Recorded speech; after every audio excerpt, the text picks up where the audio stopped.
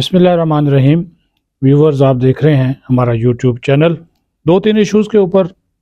बात करेंगे, बड़े इंपॉर्टेंट। बिलावल भुट्टो जरदारी पीटीआई के साथ खड़े होकर नून लीग को रगड़ा दे दिया और उनसे वोट भी मांग लिए।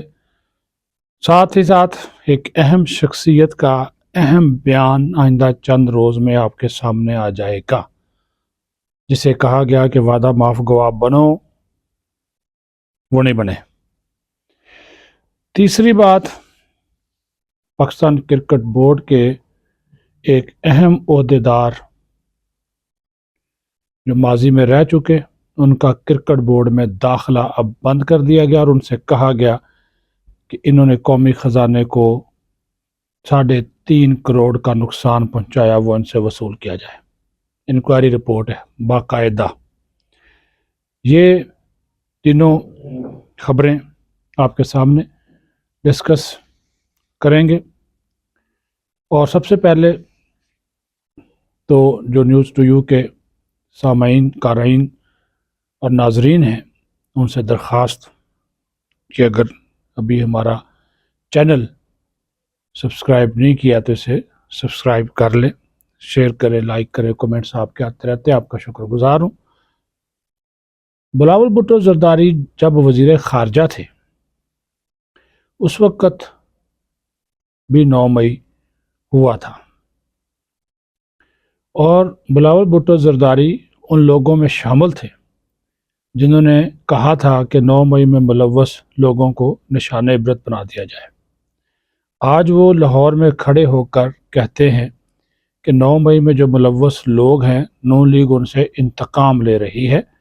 मैं इंतकाम की सियासत का ख़ात्मा करूँगा। उसके ऊपर, उनके इस बयान के ऊपर मुक़्तदर हलके भी हैरान हैं, परेशान हैं और उन्होंने कहा कि इसकी वजाहत भी मांगी जाएगी पीपल्स पार्टी की आला क़यादत से कि जब मसूद वज़ीर ख़ारजा थे और वज़ीर आज़म उस वक़्त शहबाज शरीफ थे, उनकी काबीना में शामिल थे, उस वक़्त इनको जब ये बातें करते थे उस वक़्त याद नहीं आया। आज सिर्फ वोट और सियासत के लिए, पीटीआई का वोट लेने के लिए जो 9 मई को दिफाई और फ़ौजी तनसीबात पर हमला करने में मुलव्वस लोग थे, उनको ये मासूम कह रहे हैं। और साथ ही साथ फिर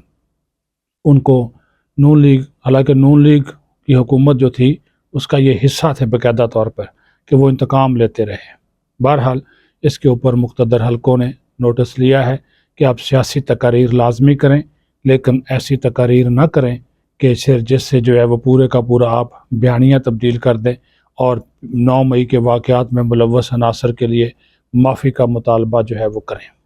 ठीक है। दूसरी बड़ी ख़बर, आज भी जब ये जो बहस केस चल रहा था अडयाला जेल में, साइफर वाला गवाहान के बयानात कलम बंद हो रहे थे, तो जैसे ही प्रोसीडिंग मुकम्मल हुई तो राजा साहब आपको ख़बरें देते रहते हैं, तो वो रात को इसको हो सकता है कि तफसील भी दे दें, थोड़ा सा हिस्सा मैं डाल दूं कि आज उनकी सुप्रीडेंट जेल जो है असद वड़ाइच, उनके साथ मुँह मारी हुई, तलख कलामी हो गई, चीखना चलाना शुरू कर दिया इमरान खान ने। वजह क्या बनी? वजह ये बनी कि जैसे ही आज की समात मुकम्मल होती है तो इमरान खान, क्योंकि वहाँ पे मीडिया भी अब मौजूद होता है, इसको कवर करता है, तो इमरान खान मीडिया के नुमाइंदों की तरफ आए और उनसे गुफ्तगू करना शुरू कर दी। इस पर जो है वो सुप्रीडेंट जेल जो थे असद वड़ाइच, वो उनके पास है और कहा कि जनाब आप मीडिया से गुफ्तगू नहीं कर सकते। जिस पर उन्होंने कहा, इमरान खान ने, क्यों नहीं कर सकता, तुम्हारी जुर्रत कैसे मुझे रोकने की, हटो यहाँ से। उन्होंने फिर आगे हाथ किया और उनको पीछे करते हुए कहा इमरान खान को कि नहीं सर, आप नहीं बात कर सकते। जिस पर इमरान खान ने कहा ये ओपन कोर्ट है, मीडिया को यहाँ पे बुलाया गया तो मैं बात क्यों नहीं कर सकता, मुझसे बात करने का हक छीन रहे हैं। उन्होंने कहा सर, आप ये जो मीडिया के नुमाइंदे हैं ये प्रोसीडिंग कवर करने के लिए हैं, आपकी मीडिया गुफ्तगू कवर करने के लिए नहीं आते और हम आपको इजाज़त नहीं दे सकते कि आप मीडिया के नुमाइंदों के साथ सियासी गुफ्तगू करना शुरू कर दें। तो बहरहाल उनको उन्होंने गुफ्तगू नहीं करने दी, जिस पर बहुत सीख पा हुए,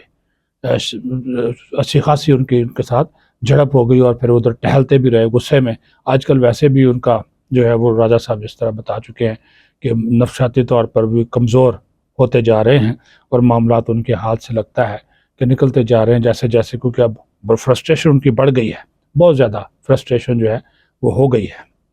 اب دوسری بات، ایک اہم شخصیت ہیں، باہر موجود ہیں، کاروبار باہر شفٹ کر چکے، فیملی باہر شفٹ کر چکے،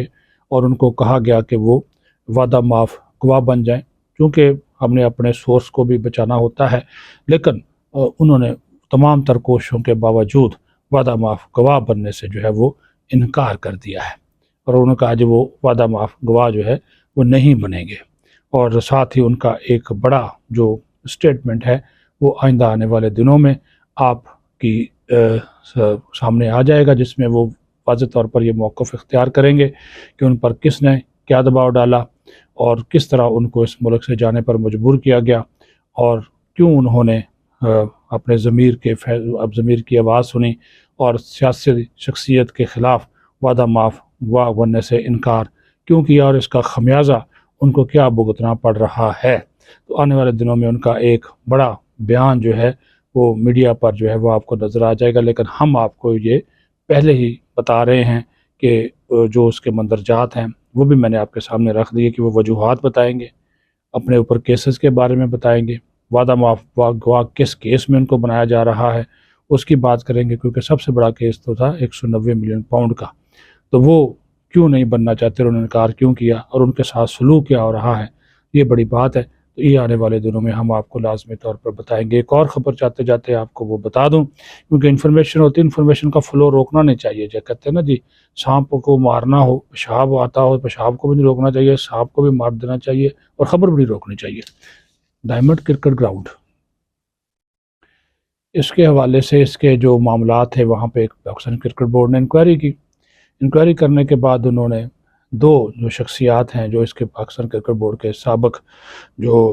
رہ چکے ہیں عہدیدار، ایک تو یہ اسلام آباد کرکٹ جو ریجنل کرکٹ ایسوسی ایشن ہے،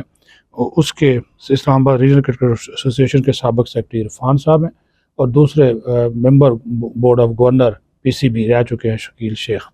ان کے اوپر انہوں نے الزام لگایا ہے کہ انکوائری رپورٹ میں کہ انہوں نے 3 کروڑ کوئی 35 لاکھ روپے کا گبن کیا ہے، اور وہ اس وجہ سے کیا کہ جناب یہ جو ڈائمنڈ کرکٹ گراؤنڈ تھا جس کو PCB نے 35-40 لاکھ روپیہ بڑھا کر ڈیولپ کیا، وہاں پر کچھ مشینری 15-20 لاکھ کی رکھی گئی تھی، وہ غائب ہے، اور پھر جو تھے وہاں پہ شکیل شیخ اور عرفان جو ڈائمنڈ کرکٹ گراؤنڈ کے اندر وہاں پہ انہوں نے کہا جی زمین ان کی ہے، تو ان کو وہ کرایہ دونوں لیتے رہے اور وہ کھاتے رہے مبینہ طور پر، اور انہوں نے خزانے میں جمع نہیں کرایا، PCB سے کرایہ لیتے رہے ڈائمنڈ کرکٹ گراؤنڈ کا، کہا جی اس کے اوپر جو کمرے بنے ہوئے ہیں، اس کے اوپر جو عمارات بنی ہوئی ہیں وہ ساری کی ساری ان کی ہیں، تو لہٰذا جو ہے وہ ان کو جب انکوائری کی گئی تو انہوں نے کہا جی بالکل ان سے 3 کروڑ 35 لاکھ روپے جو ہے وہ وصول کیا جائے، اور قانون نافذ کرنے والے اداروں سے بھی کہا گیا ہے کہ ان کا کیس جو ہے وہ ان کو وہ اس کی تحقیقات کریں کہ کیوں انہوں نے یہ سب کیا اور خلاف توقع کیا۔ دوسرا سب سے بڑا فیصلہ جو کرکٹ بورڈ نے کر دیا کہ ان کا جو شکیل شیخ صاحب ہیں ان کے داخلے پر پابندی لگا دی PCB میں، ٹھیک ہے، کسی عہدے پر بھی فائز نہیں ہو سکتے، اور ان کے داخلے پر بھی جو ہے وہ پابندی لگا دی ہے۔ تو یہ بھی بڑا سیریس معاملہ، دیکھیں کس طرح کی جو خبریں سپورٹس کے میدان میں بھی، اب اس کا جواب شکیل شیخ صاحب ظاہر ہے دیں گے، دینا بھی چاہیے، لیکن انکوائری رپورٹ میں ان کے اوپر جو الزامات لگائے گئے ہیں وہ کس حد تک جو ہے وہ اس میں جو ہے وہ صداقت ہے، تو اس سلسلے میں وہ اپنا موقف جو ہے وہ دے سکتے ہیں۔ تاہم جس طرح میں نے آپ کو شروع میں بتایا کہ معاملات جو ہیں وہ اب تیزی کے ساتھ ہر روز بدلتے ہیں، ایک نیا رخ اختیار کرتے ہیں، اور ہم آپ کو پھر اسی نئے رخ کی خبر جو ہے وہ دے دیتے ہیں۔ پاکستان زندہ باد۔